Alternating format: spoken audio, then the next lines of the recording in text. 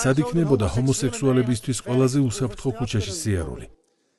ნუ თუ ეს მოლენბეკია ან ბუდაპეშტი, თუმცა ჩვენ ვერ ვხედავთ ევროპარლამენტარებს, რომლებიც მოლენბეკში აღლომებს ესწრებიან. ასევე ვერ ვხედავთ მათ რიადში, თეირანსა თუ ისლამაბადში. ეს თვალთმაქცობა ამტკიცებს, რომ საქმე ეხება არათუ ჰომოსექსუალების თანაბარ უფლებებს, არამედ გენდერული იდეოლოგიის გავრცელებას. და როგორც ჩანს, ეს გახდა ევროკავშირის სახელმწიფო რელიგია. დოგმებით, რომელთა კითხვის ნიშნის ქვეშ დაყენება დაუშვებელია.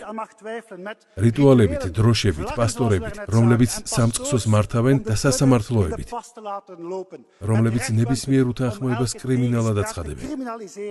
ეს არის ლიბერალური შარიეთი, რომელიც ტოტალიტარული, უნიტარული ფილოსოფიის დაწესებასა და წევრი სახელმწიფოებისთვის დამოუკიდებელი არჩევანის გაკეთების უფლების ჩამორთმევას ისახავს მიზნად. დაეყოლა მიცხოვროს ისე, როგორც მოესურვება. მაგრამ შეწყვიტეთ იმ გენდერული იდეოლოგიის ჩვენს თავზე მოხვევა, რომელიც უარყოფს ბუნებრივ რეალობას, რომ არსებობენ მხოლოდ მამაკაცები და ქალები და არა 116 სხვადასხვა გენდერი. მაშინ, როცა ეს პარლამენტი იდეოლოგიურ აბსურდებზე მსჯელობს, ჩვენ უკანონო მიგრაციაში ვიძირებით. ევროპა დეინდუსტრიალიზებული ხდება და მსოფლიო ომის ქარცეცხლშია გახვეული. უმჯობესი იქნებოდა ევროკავშირი დაკავებულიყო იმით, რაც ჩვენს მოქალაქეებს ნამდვილად აინტერესებთ. უსაფრთხოება, მშვიდობა და კეთილდღეობა. გმადლობთ.